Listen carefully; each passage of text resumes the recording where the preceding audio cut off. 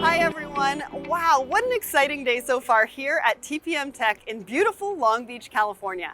Long Beach has been in the supply chain news for so long that to finally be back here and see everything with all of you fellow industry-obsessed professionals in action is a game changer. I'm Sarah Barnes-Humphrey, founder and host of Let's Talk Supply Chain, and I'm here with my co-host Jonathan Kempe of Let's Talk Supply Chain Asia Pac. So welcome everyone. TPMTech has given us some amazing insights over the last 2 days. I was so intrigued to hear where technology within supply chain is headed post-pandemic, managing the convergence between physical and digital, accurate data, and the connection between shippers and those supporting the shipping process that truly got me going. I mean, what an incredible event. As we wrap up TPMTech sessions, we couldn't leave without giving you some informative insights from our key leaders and speakers.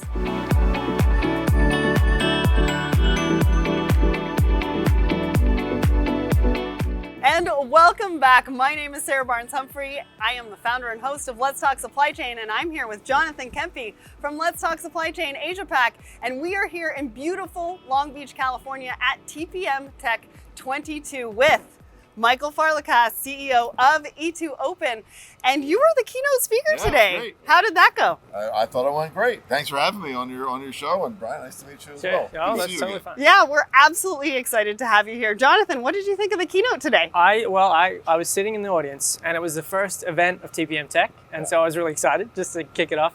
Yeah. And then we heard a whole bunch of different things, I think, which will be themes over the next 2 days, which are going to be really important. We heard about the convergence of physical and digital, which I think is a really big theme. We heard about data, how important data is, or data, I think you guys say over here. What I'm really looking forward to is hearing those themes reoccur over the next couple of days. Okay, yeah. I mean, look, there's a lot of technology out there. And the problem is pretty simple.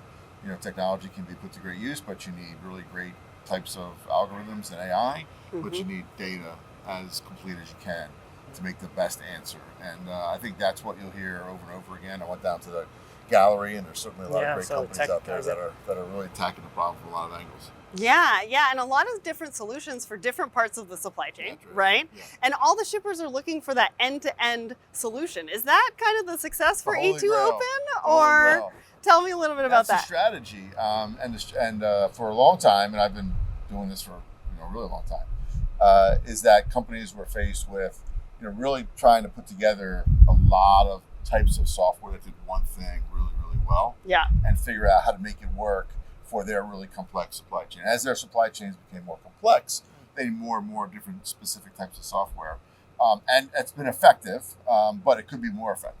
Yeah. And we think thinking about how we can build a platform so companies can do more on one platform and have that integration pre-done is overall will be helpful. And our view of the world is, look, it's a big world, and our system has to be and is open. We have to interact with older technologies and newer technologies, but clearly we think the large brand owners and shippers would rather have a larger section of their supply chains being run on one technology platform than multiple over time, and that's kind of been our strategy. Absolutely. And you mentioned your IPO in your keynote. Can you talk about how that's opening doors for technology and supply chain? Yeah, well, it's for us, and I kind of talked about the problem is really less to do about technology and more to do about organizations. And we think of organizations in kind of three categories. One is the companies, how they're organized, and that's changing to look less siloed and become more, and that's the brand owner side of the world.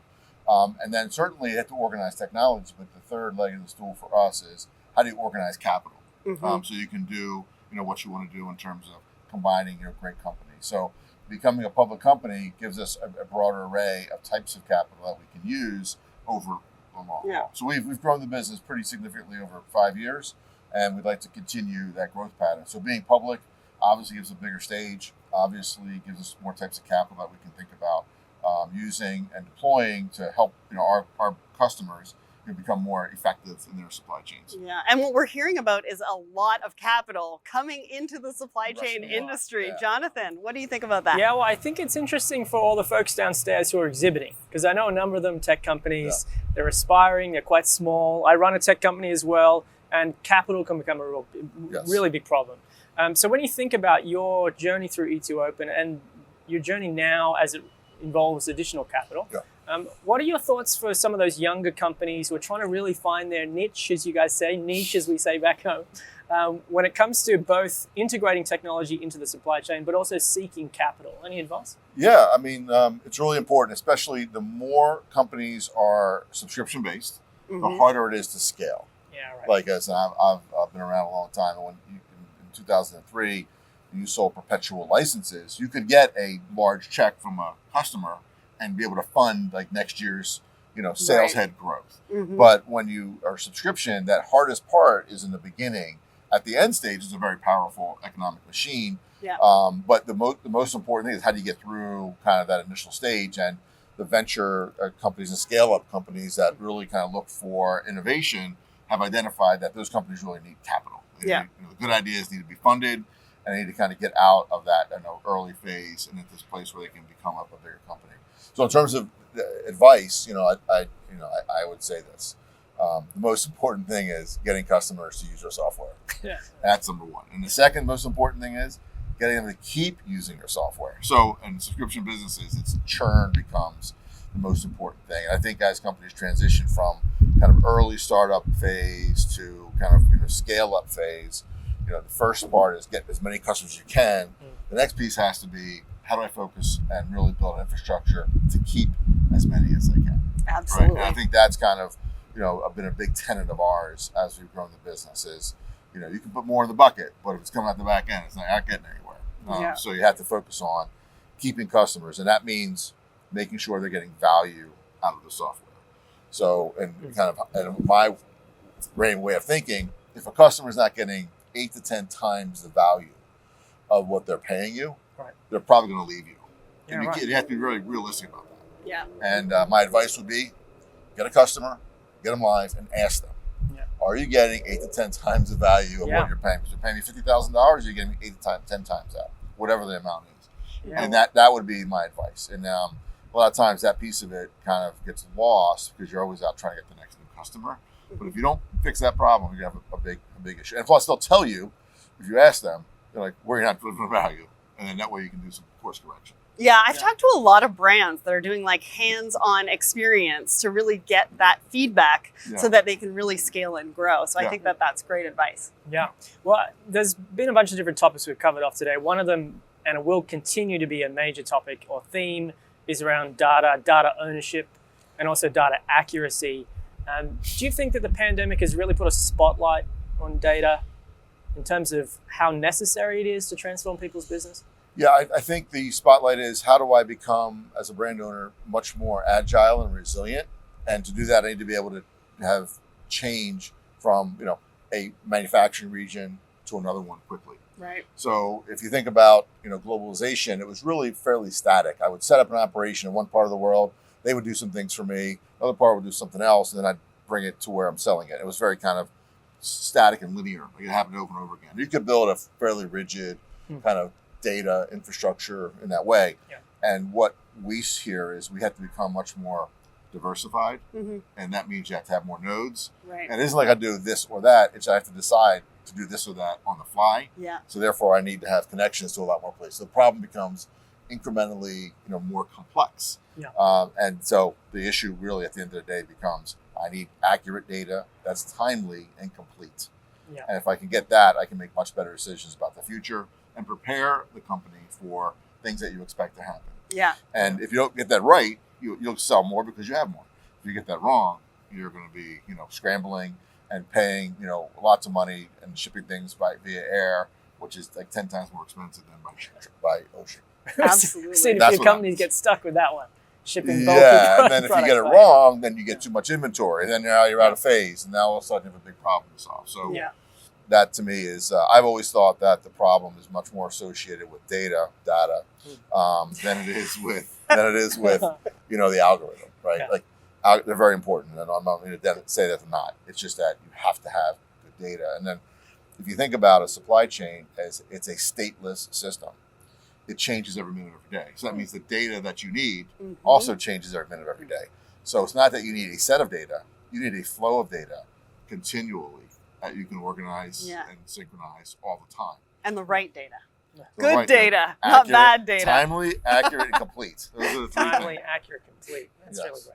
Right. Well, and finally, you mentioned the future. So Yeah. what excites you about the future about technology in supply chain? I mean, we've got a lot of innovation happening here today. It's what I've noticed is that the idea of technology often is applied in one area, but it doesn't always manifest itself in the same way that you think. Okay. Right. So you think of all these great ideas, and a lot of times it kind of morphs and changes. Like that didn't work out so great, but this thing over here Mm-hmm. really started to do well. And the idea of like being able, especially for startups, being able to adapt and adjust. Like, here's my idea, great. Well, then the customer, I heard 3 or 4 stories. And it's like, we're doing this one thing, and the customer's like, yeah, I don't want that, but that thing over there that you didn't care about, I want that. And they made a whole business about that. That's right. So what excites Pivot, me the is pivot. like the development of that, and what you think was going to be the way it was going to be, oftentimes isn't exactly the way it's going to be. And Right. seeing that kind of the real world impact, innovators Yeah. trying to think of like, okay, I think this is a good idea. I have to test that. I mean, someone has to buy it, and then they'll tell you, and if the good ones will say, oh, I identify a different need and be able to pivot and adjust to it. That's what That's right. I think is the most dynamic part of it. And how fast things are going to change, That's even amazing. over the next 2 years or 5 years. I mean, we've got a lot to look Things forward change, to. and the rate of changing, increases every day. So Yeah, it's going absolutely. to a faster and faster pace. Well, thank you so much for Yeah, joining thanks us for here having today on TPM TV. Yeah. We're excited to have you. Your keynote was amazing. Excellent. Always nice to see you, Good to Michael. see you, Sarah. And we'll see you all soon. See you. Thank you. Thank you so Good to see much. you. Everybody in the world needs shipping, but they don't always realize it. You can't speak about global commerce without looking at the logistics and operations that power it. The shipping industry is a really central node of the global supply chain. And that's why Maersk, a lot of the shipping alliance and IBM have joined forces to create a platform like TradeLens. The idea behind TradeLens is to bring a single source of data. TradeLens is a platform to share data and build a level of insight that has eluded us so far.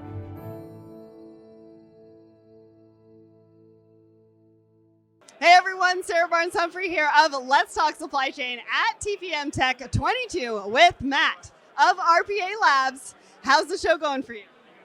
It's quite honestly amazing. I mean, you've got all these logistics people here in one venue. It's awesome. I don't have to travel to 20 different cities to see them. It's all right here. Or be on Zoom. Or be on Zoom. I hate Zoom. I've been really impressed with the show, especially for it being the first year. So really enjoying it. Great line of speakers, great topics, and really excited about tomorrow too as well.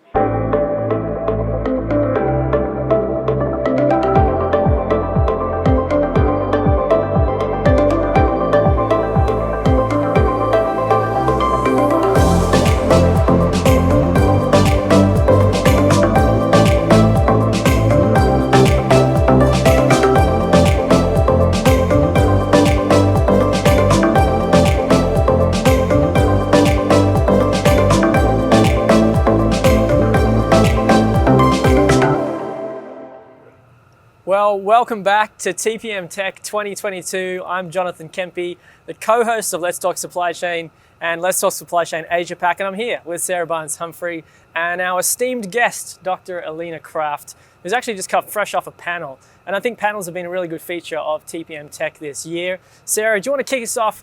What do you think we can go through with questions or thoughts from Dr. Alina today? Yeah, Alina, your panel discussion was really incredible. I mean, we were talking about sustainability, which is a hot topic in supply chain right now.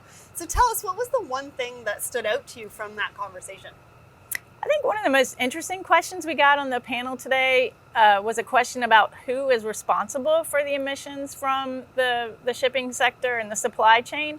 And that doesn't have an answer, honestly. I mean, a lot of people have different opinions about who is responsible. I mean, honestly, we're all responsible. We all buy goods that need to be shipped in the various routes. And so we all are responsible. We all need to do something about it.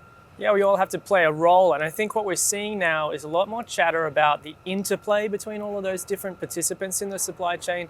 But I know an area that you're interested in is about policy and how policy works and how important that can be as it relates to both supply chain efficiency, transportation, logistics efficiency. Do you think the pandemic has highlighted people's understanding or increased their understanding about what needs to change about emissions in supply chains in logistics in general? Oh, absolutely. I think people have been very disappointed when they go to the grocery store or they go to Foot Locker and they don't see their favorite color of tennis shoes or T-shirt or item. And so I think it's hopefully people have recognized that those things don't just show up magically. There's an entire logistics chain that makes that possible. And when that chain is disrupted, as it has obviously was disrupted in a significant way with the pandemic, then I think people start to realize, hey, we need to figure out a little bit, we need to understand a little bit more about how we get the things that we have come to expect to be available whenever we want them. Absolutely. And I think you talked about ports, right? Tell us a little bit about how important ports are right now. Well, I think as everyone has seen the congestion at the ports in California, for example, ports are, they're a gateway into the country and getting all of the goods and that we use every day. And so figuring out how we can make the ports as efficient as they can be is of prime importance, not only from a public health perspective with regard to reducing emissions from all of the activities around ports, but also from just trying to reduce the congestion, to reduce the time that is spent getting things from point A to point B. Right now, I think is a really interesting time with respect to ports. Some of the infrastructure money that's coming down through the federal infrastructure bill is going to go toward improvements at ports. And so it's really, I think, an exciting time to be working on ports. Yeah, well, TPMTech. I mean, tech's right there in the name. So technology is going to feature in a number of these things that we talk about. Do you see any promising developments with technologies these days that are really delivering transformational change? Or would you say that we're kind of in the early stages of that? I think we're in the early stages. What I think is exciting about tech in this space is that we have so far to go, that there's so much opportunity. Yeah. And I think the reality is we have a lot of the tools that we'd like to see deployed, but we don't necessarily have the platform for all of them to interact with each other in a seamless way. It's kind of like the medical record, electronic medical records. Sometimes, you go to the doctor and they have your whole history. Yeah. But what if you go to a different doctor? They don't actually have access to those, all of those records that you had before. And so, figuring out how to streamline data information is going to be, I think, one of the keys to solving some of our supply chain challenges. And how, accepting is the community at large, the supply chain community at adopting sustainability and decreasing carbon emission, and really putting a focus on that? I think that the issue of sustainability is becoming a front and center issue, particularly around 3PL providers, third-party logistics providers, in part because customers are demanding it. And the reason that they're demanding it is because they're seeing the impacts of climate change right now. And we know that, unmitigated climate pollution is not going to be good for anybody. And, I think we need to understand the magnitude of intensity and effort with which we need to adopt policies and initiatives to address that climate pollution. And what would you like to see changed? What would you like to see adopted, maybe quicker, faster, or changed quicker and faster? I mean, there's so many things that we can do, right? Sustainability is a hot topic. It's a huge topic. And people kind of feel sometimes overwhelmed by it. So maybe the question is, where do you start? Or maybe the question is, what do you want to see adapted quicker?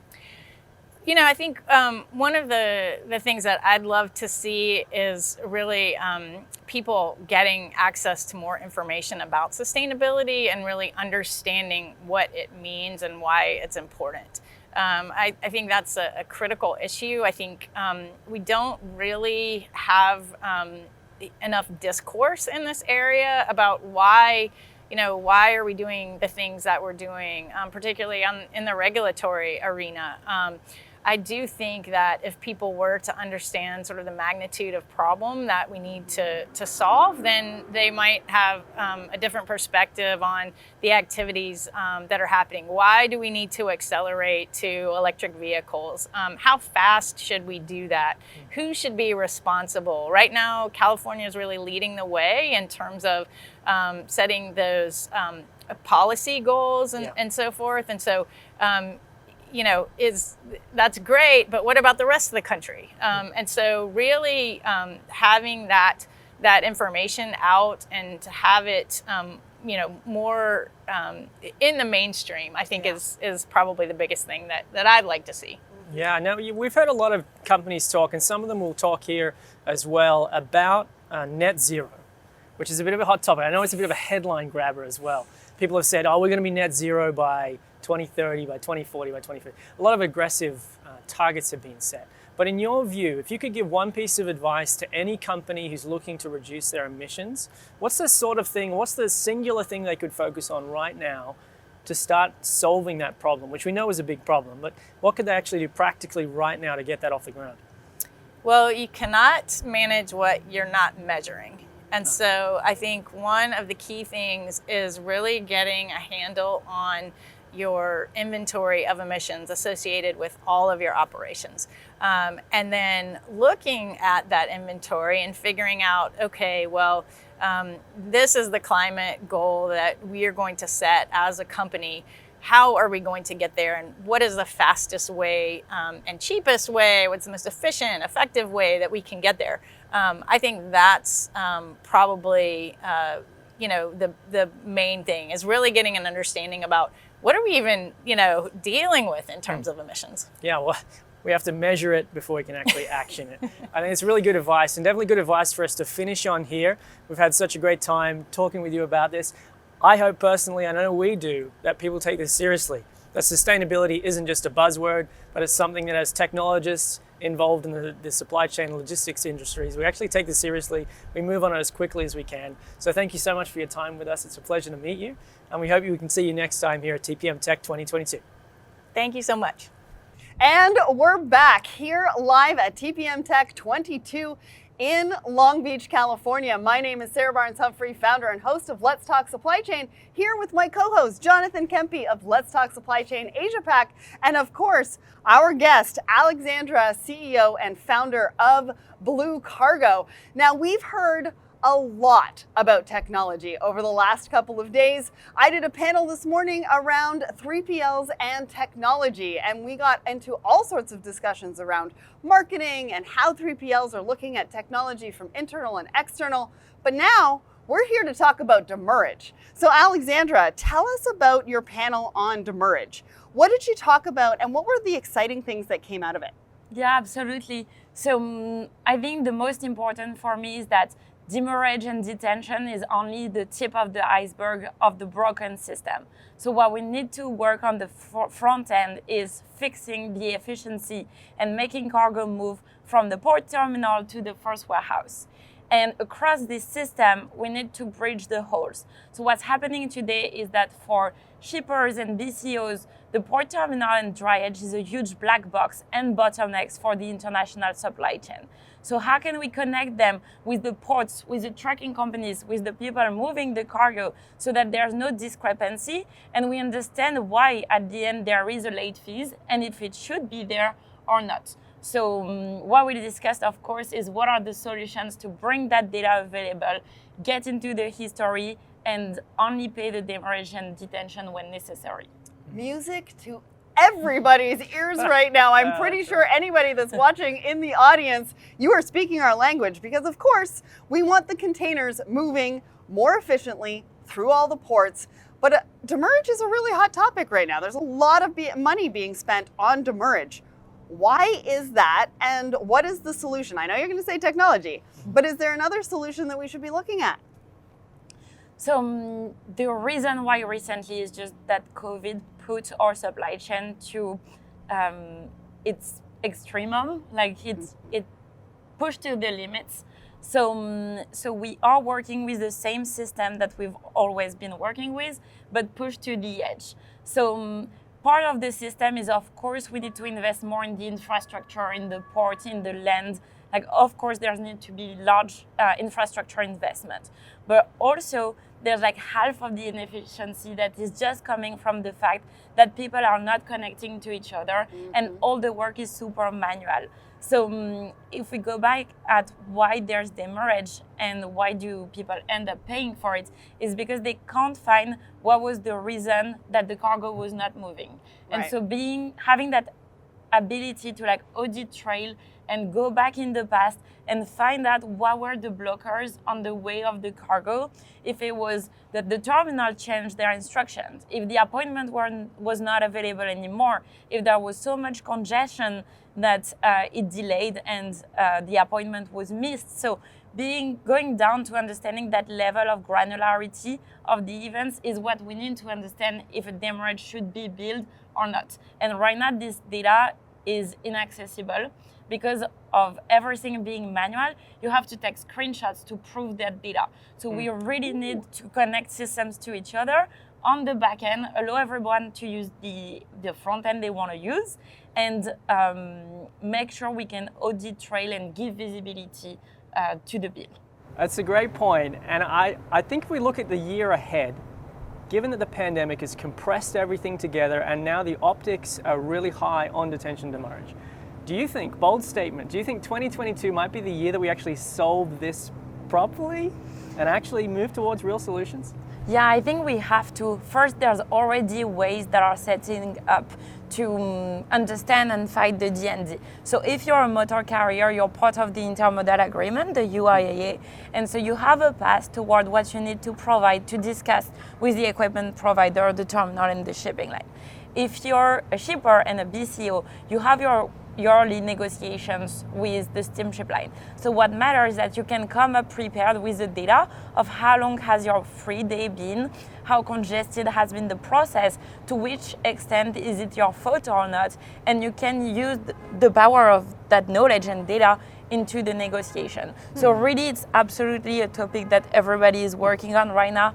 We at Blue Cargo exactly provide a solution to audit trail what happened in the past. But really, again, what matters is that the cargo flows efficiently in the future. So how do we make sure that we use those data points to align all the incentives? Like everybody wants the cargo to be shipped to the end, the customer, the whole supply chain is for the BCO. So how do we work together to make sure it's where it should be and the data flows so we know where the gap is, and if it's because the ship was delayed, we don't bill because we know it's the ship that was delayed and the cutoff date that was postponed again. So getting back to that breadcrumb to only bill the eligible fees. Yeah, so I guess data accuracy, timely data, it's going to be super important. So 2022, I don't know if I can say this, but 2022 might be the year we solve for this, Sarah. That is bold, Jonathan. That is a very bold statement. You heard it here first. You heard it here first. TPMTech 22. When it happens. When it happens. It came from us. Yeah. I think maybe just one thing is that what it can allow us to do is prevent the DND from happening. We don't want to be just an after the fact system and reaction to a problem. We need to put in place the process to prevent, alert, and predict the DNDs so we can stop the clock while the cargo is still moving and not get to that moment 3 months down the road when you receive the bill and you don't remember why this container was not terminated on time and you're trying to find what was happening in the past. So let's be proactive instead of reactive. So my final question to you is, what excites you about the future of supply chain technology? Honestly, I think there's going to be so much change the past year. We've been with Blue Cargo for the past 3 years and a half, and just the past year I've seen so many startups just getting their ground up. Supply chain attracts a lot of investment, and I think we also are starting to attract great talents. So 3 years ago, my friends were just asking me what I'm doing in the ports. And right now everybody's texting me like, I'm seeing what's happening and the congestion at LA Long Beach. Like, can you fix it? So can you personally fix it?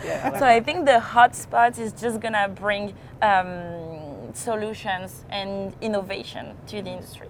Well, you heard it here. We had predictions, we talked about data, and we talked about the solutions for demurrage. Thank you so much for everybody joining us today. From Jonathan, myself, thank you so much, Alexandra, for joining us. Thank you so much.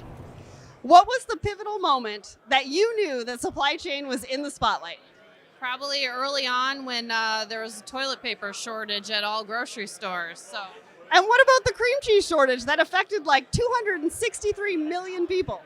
That and all the other groceries that were empty shelves, Lunchables, no Lunchables for the kids. So it's a crazy time to be in supply chain. If you had 2 superpowers for your day-to-day in your business and for your customers in supply chain, what would they be? That's an easy one. So the first would be the ability to see in the future, to know what's happening, what's coming down the pipeline, which is harder than ever these days. And the second would be the ability to teleport a container or a cargo from point A to point B. And probably it's being done in like the Marvel Universe or something right now, so I just got to pick up those skills. Right? I mean, that second one would be amazing. Thanks so much for joining me, Miles. Pleasure. Thank you. Thanks, Sarah. You need a solution that brings data, knowledge, and the ability to take action together in one place. This will enable you to move your customers' goods while giving them the visibility and agility they've come to expect. Your solution also needs to eliminate silos between international transportation, domestic transportation to distribution centers, last-mile delivery, and carrier operations to link ecosystems and meet ever-fluctuating customer demands. With Bloom Logistics, a holistic operating platform for international and domestic transportation management. Hello, everyone. We are back and we are live at TPMTech 22. My name is Sarah Barnes-Humphrey with Let's Talk Supply Chain, and I'm here with my co-host, Jonathan Kempe from Let's Talk Supply Chain Asia Pac, and of course with our guest, Brian Glick, CEO of Chain.io. Welcome, Brian. Glad to be here. We are so excited to have you here. Now, you had a panel discussion at TPMTech. Tell us all about it. What was one of the highlights of the conversation for you? So our panel was a deep dive into what small shippers really expect from their forwarders, and then how those forwarders and the tech companies that support them can actually meet the needs of those shippers, as opposed to just adding more tech on top of tech. Let's actually hear from the shippers what they want as a buyer, and then apply the tech to solve those problems. Yeah, absolutely. I mean, it's a big challenge, right? It's a kind of overwhelming for a lot of shippers in the industry. There's a lot of choice out there. There's a lot of things that they can do to really enhance their supply chains. So really, what was the highlight? What was one of the things that was mentioned during that discussion that you think was probably the biggest takeaway? My favorite comment in the whole thing was we talked to Audrey from Orchard Custom Beauty, who was our shipper on the panel, and she mentioned that she has worked with over 14 new forwarders this year. Woo! And that's of those, less than a quarter followed up to see if there was a second shipment they could do after they moved the first shipment. Wow. So she was hunting out for these things, and because shippers or forwarders are so overwhelmed, and they have all this tech to track the shipment, but they hadn't built their CRM tools. They hadn't actually built the mechanics into their operations to make sure that they went and asked if there was more business. Even if they did a great job, they didn't get any value from it. Didn't get any value. Because no one makes money on the first shipment anyway. So yeah, that's true. And do you think TPMTech, tech's in the name, technology is part of the topics we're talking about. Do you think there's a common weakness amongst technology folk that they don't get close enough to the shippers to understand their needs? Is that a pretty common thing that you've seen with your long history in tech? Well, it is a pretty long history, but I would say that the thing that I've always said, and to the point of cliche, is that there's no such thing as a tech project. There are only business projects that use computers. Yeah. And I think there is, you'll see it at conferences, but you also see it in the real world, which is we get so caught up in what's the ROI of this one savings if this person saves 3 keystrokes, or this data comes from here, that we do lose track of the fact that, what we heard on our panel and what is really true is, we had a shipper up there who wanted to be heard and wanted to be engaged with. Yes. And that tech should be enabling those relationships. Yeah. Not just there to make people 1% more efficient. Yeah, and I think technology has a role to play and has come to the fore and has come a long way. But in your opinion, do you think we're still in the early stages of a lot of technology rollout in supply chains? Or are we kind of moving towards greater maturity? I know there's an interplay between people and processes and technology, but specifically in the tech space, when you look at all the options available, are we early days? Are we maturing? Where are we on that spectrum? So I think the answer is all of the above. We are, and I know there are people who bristle at what's the difference between a forwarder and a digital forwarder and all of these things. We've been embracing tech in this industry for a really long time. Yeah. And what we are actually doing is a couple of things happening. One is we're finally at the point where some of this really amazing tech, like machine learning, is mature enough for us. Because we live in a much more complicated world than a lot of other industries. Yeah. And so what could be done with things like, being able to read a mortgage form 20 years ago, I went out and actually met with the companies that were doing the scanning technology, and they said, well, show us your standard form for a house bill of lading. And we said, well, here's the 1,000 different ones that we get from all of the different forwarders around the world as a customs broker. And the copier companies at the time who sold this, they didn't have tech for that. So to some effect, we like to give everyone a hard time that we're not using enough tech. I think the tech is actually catching up to a lot of really complicated problems that we have that outsiders from this industry don't understand are quite as hard as they seem. As they actually say, yeah. So what did the freight forwarder on your panel say about all this? I know you had Simon on the panel, and you're talking a lot about customer experience in what Audrey was looking for. So what did he have to say about all of this? So Simon's a really interesting guy because Simon founded his company 29 years ago based on the premise that technology was going to be his lead. So he's been doing this longer than most of us. And what Simon really focused on was this idea that he uses tech to drive a really great culture at his company and to really focus on his customer problems. He mentioned about making an open platform, even though there's a forwarder, because he understands that he's not going to be the perfect forwarder for every shipment. Yeah. But he wants to be the architect of his customers' supply chains. Okay. And let other forwarders participate in that ecosystem. And this is something we at Chain guide our customers on, which is if you are the controlling, the lead forwarder, that is a much better position to be in, but it means you have to play nice in the sandbox with everybody else. That's so true. So what kind of excites you about the future of supply chain tech? I'm getting really excited that we're getting mature enough that some of this tech can get out of the way. Okay. And that it's great that we have tech conferences and it's amazing all the things that are out there. And the moment that we can all start using them in our everyday lives and not having to think of them as innovation projects, when we get boring again, is when things are really, really, you've won, you've done your job. Yeah. And that's a really great place that we can all get to. And you see it in a lot of industries with a lot of tech that it becomes commonplace and you forget how amazing it is until you go and try to take it away, like email. And you say, I remember getting email for the first time and going, this is amazing. It's the greatest thing ever. And then you're like, whatever, email. Let's get rid of email and move on to something else. Yeah. That's a sign that email did a great job at something. That's very true. And I would love to see a lot of these startups that are here at Tech get to the point where 5 years somebody's like, oh, that's so boring. Can we talk about something more interesting? Because it means they've won. Yeah, and it actually means it's become ubiquitous. And I think your point there is really, really important. You take technology, you marry it with good people in the right processes, and the end result becomes almost redundant. It does its job, it does it seamlessly, and then it's out. And I think it's a really great observation. Yeah, absolutely. Well, there you have it. Thank you so much, Brian from Chain.io, for joining us for this discussion today, coming and talking to us about your panel discussion. Jonathan, thanks you once again, and we will be back. Well, welcome back to TPMTech 22 here in beautiful Long Beach, California. It's a privilege to be here and to have such depth in the content and the people who've presented at the conference so far. My name is Jonathan Kempe. I'm the co-host of Let's Talk Supply Chain Asia Pacific, and here is Sarah Barnes-Humphrey from Let's Talk Supply Chain North America and Canada. And we have a privilege this afternoon to meet with Matt Tillman, who is the CEO of Open Envoy, amongst other things. And it's so great to meet you and to chat with you beforehand. I just want to start with an open question. You've been in tech for quite some time, is that correct? Yeah, 25 years now. Yeah. 25 years. You've been here for a couple of days and you've seen a few different presentations and you've seen the panel discussions.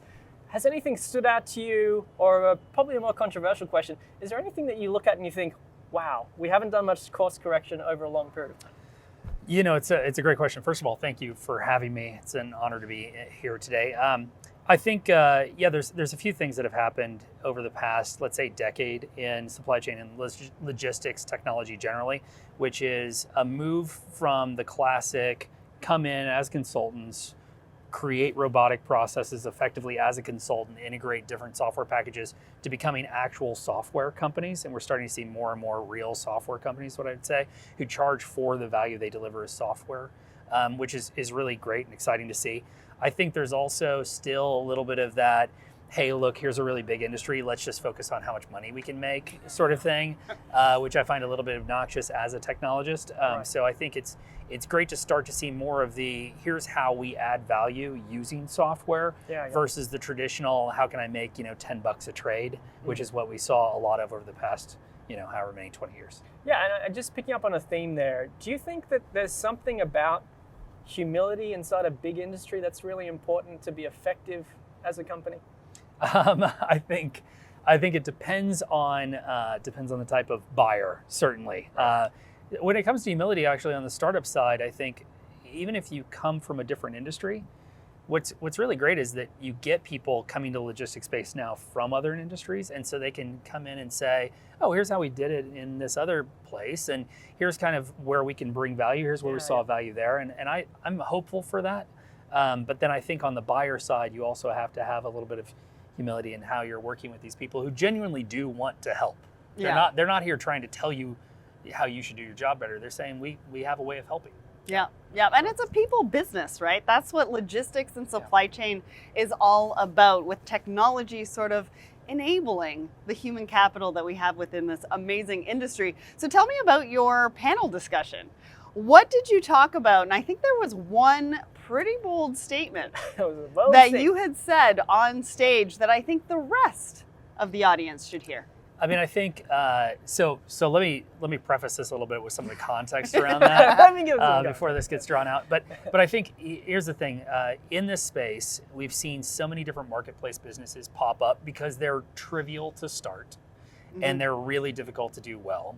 And they're really difficult to do well, especially with organic growth with personal capital. And so we've started to see some companies try and go out and raise capital, and they have a really hard time with that, and they can't figure out why they have a hard time with that. The reason is because companies like Flexport came along a longer time ago, right? In 2014, I think it was, and they've done a really great job at not just the value proposition that makes that marketplace model so efficient, but then also some of the ancillary services around that, which are higher gross margin, which lead to better returns for investors, which have ultimately led to the best investors in the world investing in that company. True. And so I think now if you're looking at the space saying, I know it's easy to build a marketplace business, what you should really be doing is thinking about how can I deliver value instead of how can I get 10 or $12 here and there on a container move, which I think is where a lot of people come from. Well, and when I was talking to investors, they were like, well, how do you compare to Flexport? I mean, that was the one question that I got over and over and over again. So let's talk about the capital that's coming into supply chain and supply chain technology. I mean, there's a ton of money coming into this space. What do you think about that? I'm very excited about it because whenever you apply lots of very inexpensive risk capital to a system of any type, you usually get some really innovative concepts and ideas and technologies. You don't necessarily get, it's not a 100% winner sort of game, right? And I think the thing that's super exciting about this particular point in time is that the amount of capital coming into the space is nowhere near the amount of capital that the space could actually accept. Okay. And that's very exciting. That's a good point. Because you have $9.1 trillion in logistics spend on an annual basis, right? That's a really big number. You could apply several $1 billion more to this space and not really make a dent. So I'm still excited and very positive about the outcome. I think that's good news for both of us, and I think that's a good news for the audience too. I think it's good news. So your takeaway there is if you're in logistics supply chain, there should be a whole bunch more money entering the supply chain in order to service, but they have to drive real value. I think that's a good summary. That's right. So in terms of deployed capital over the last couple of years, we've seen the pandemic dramatically change viewpoints and perspectives that people had, and then the landscape has started to change, and tech has been a really necessary part of that investment profile that happens inside logistics. Have you seen any missteps over the last year, a couple of years, in terms of where money has gone but shouldn't have? Oh, it's interesting about shouldn't have gone. I think that in reality, I think that the money can go into the space generally. I think it usually shouldn't. Venture capital specifically is what we're talking about versus private equity, which has been in the space for a long time.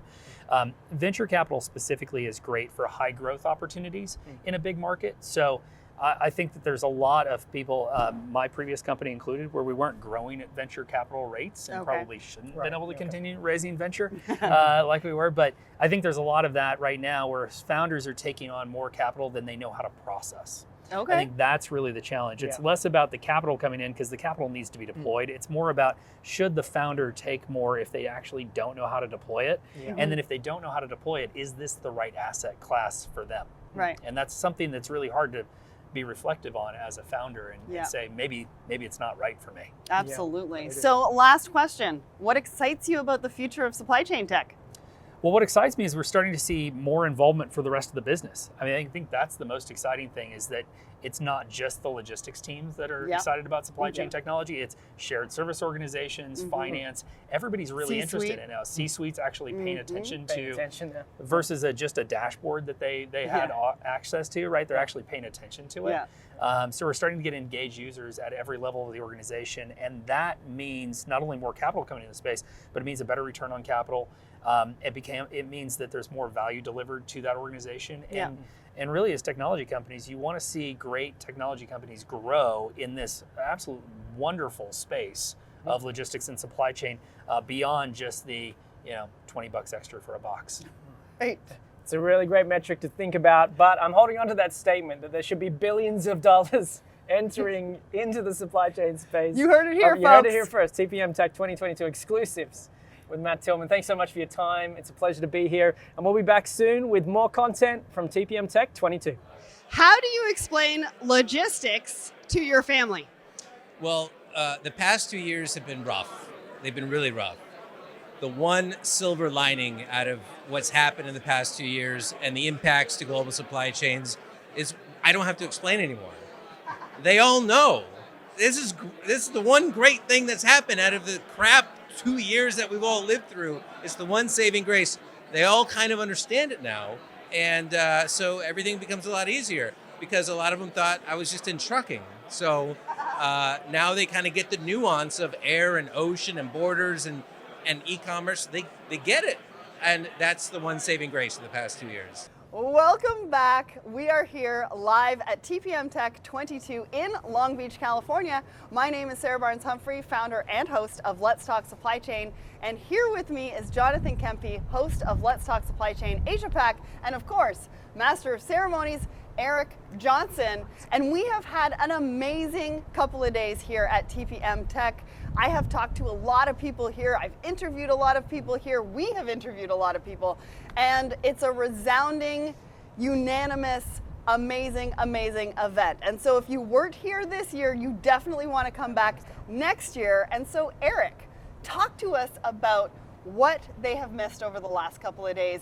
What was some of the most interesting conversations that you've had?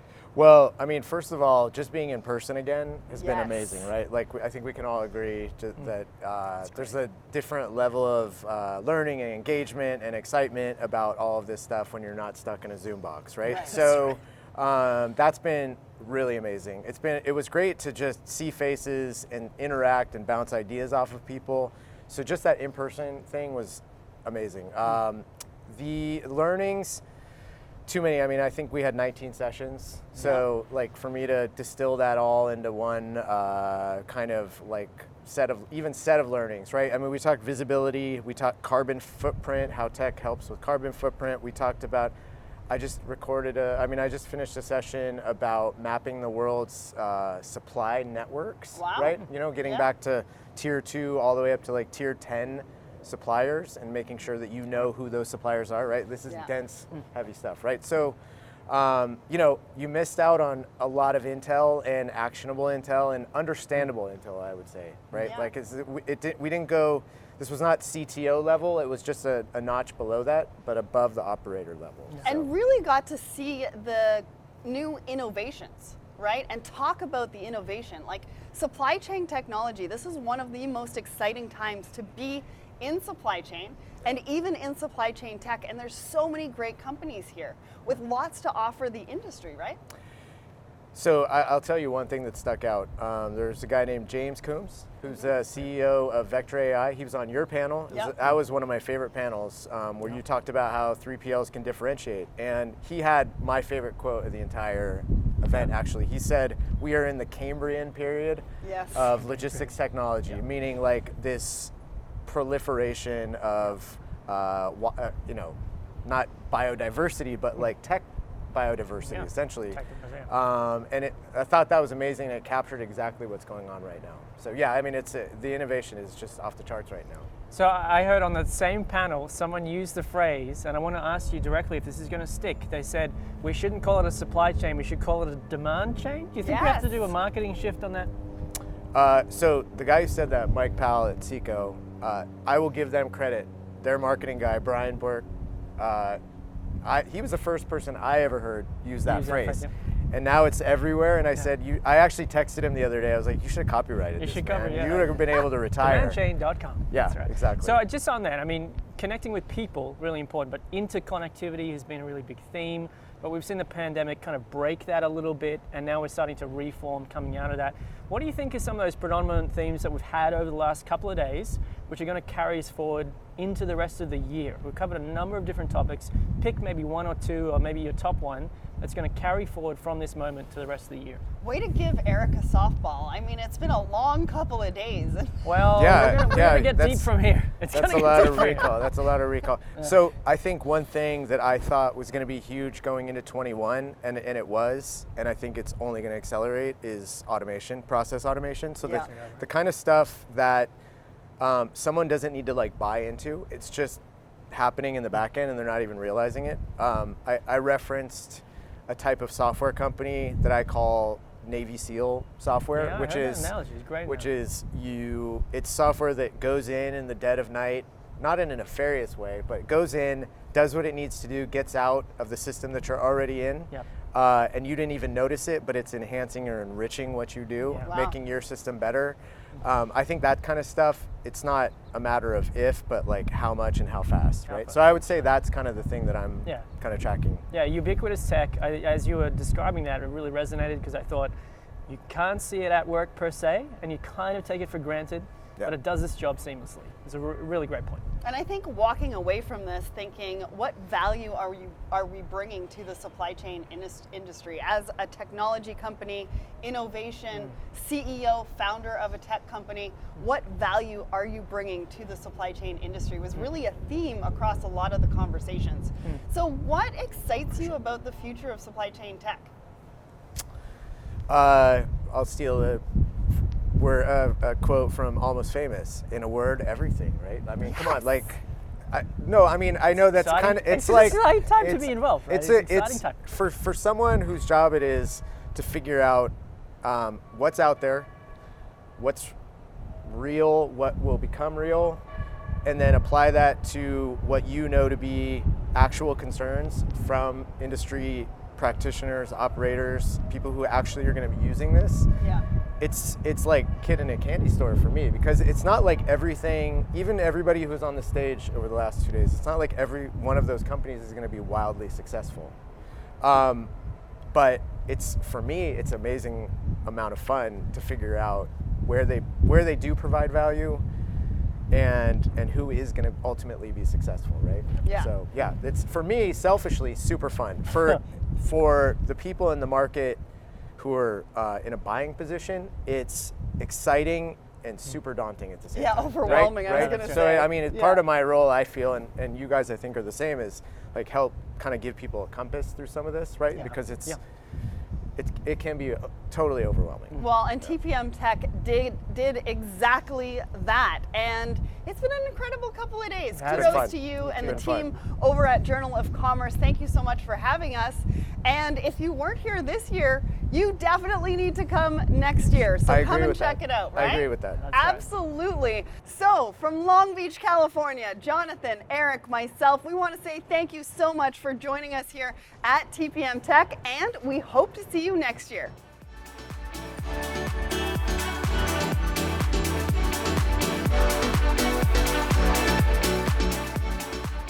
Wow, what amazing insights there. Thank you so much to Elena, Michael, Brian, Alexandra, Matt, and of course, Eric Johnson for speaking with us here at TPMTech 22. Let's continue to have these conversations and build those relationships that truly matter as we navigate a newly beaten down path in a changing world. And if you didn't make it this year, make sure to join JOC next year for TPMTech. For Jonathan, myself, JOC, and Let's Talk Supply Chain, thanks for joining us, and we'll see you next time.